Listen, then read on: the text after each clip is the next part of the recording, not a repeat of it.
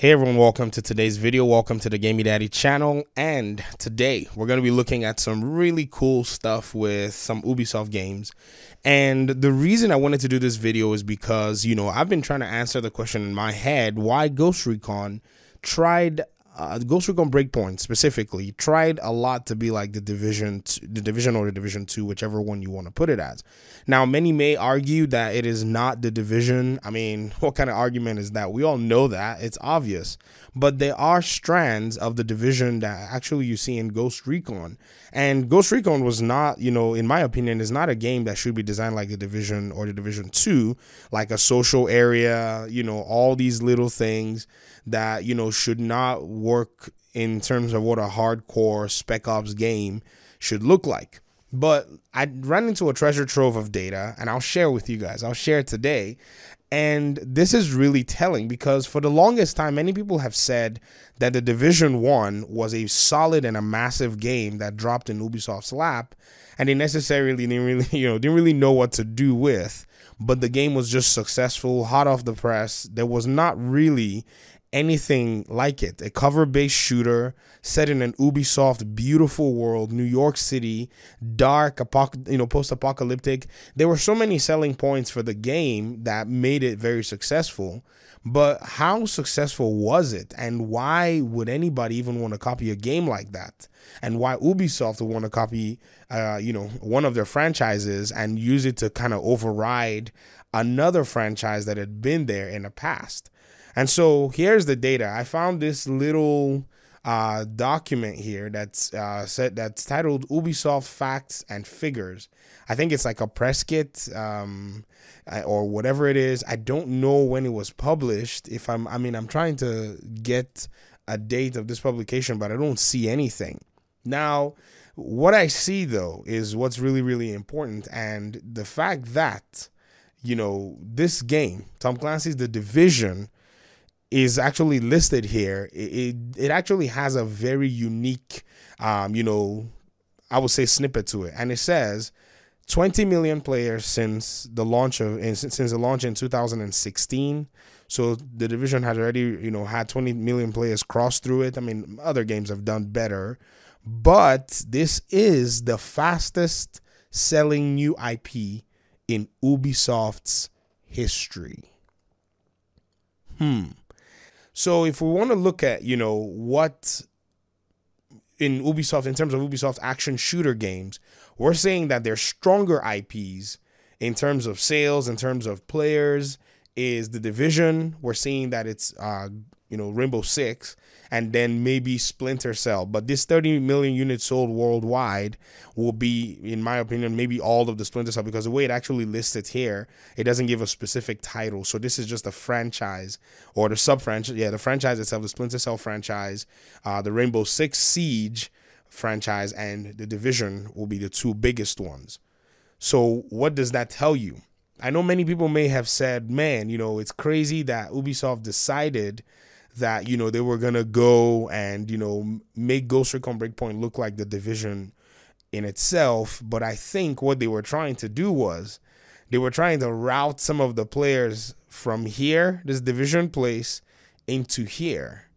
Because historically, The Division has been one of Ubisoft's best-selling games. And what's really funny is how they've actually treated a gold mine, this in this second release.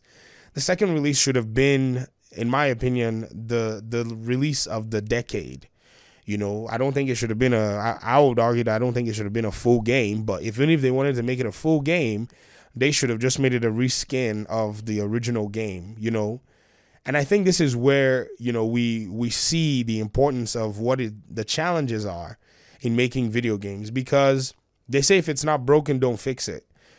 Ghost Recon Breakpoint was, one of those games that was supposedly going to help Ubisoft. And I feel like players would have really embraced Ghost Recon Breakpoint and called it like a cute little project if it wasn't for the way that they actually tried to over-monetize the game. One of the reasons I feel like The Division, yes, we give The Division 2 a lot of flack, but it has never come to mind, even though sometimes they can they want to be notorious in a sense, but it's never really come to the forefront that the monetization in the Division is dirty, or it's weird. In terms of Ghost Recon, it did feel weird. It did feel dirty in a sense, because this is not a game that is like an RPG game. This is a game where you're supposed to go in with your ghost. It's hardcore. Everything is supposed to work a specific way, but yet they wanted to add some RPG elements to it. But I think they're reverting back to their original stance, because I think they've realized that these two communities, or these two kinds of gamers, in terms of Tom Clancy's Ghost Recon and in terms of Tom Clancy's The Division, are actually very different players. And so I guess this helps answer our little question as to why Ubisoft decided to go that route. I think it's just for the money. And I think that backfired, and rightly so, because it's a learning experience. Ubisoft has been making video games since for over 30 something years now. 1986 is when they started out, so 33 years. And I think it's very interesting to learn, how in 33 years they're still learning, or in 33 years they still don't have, the sweet spot in terms of what it means to be punching out solid games that appeal to their communities and keeping their players, very, very happy. And I feel like in their very early days, they probably were doing all the right things in that time. And I feel like in today's market, they want to be competitive. I can understand, but at the same time, I feel like at risk of losing a lot of their legacy, they might be, making some really strange decisions. So, for those who think the Division 2 is dead, you're joking. I don't think they'll let this franchise go. It will be the biggest loss in franchise history. They need to come in with a different attitude, and the Division 2 does have a lot that can be salvaged with the game if they actually do things the right way. But that's all I have for today. I just wanted to quickly see if we can throw some light on this question for those of you who may have been curious. I appreciate your time and audience. Thank you very much for watching the video, and I'll see you in my next one. Peace.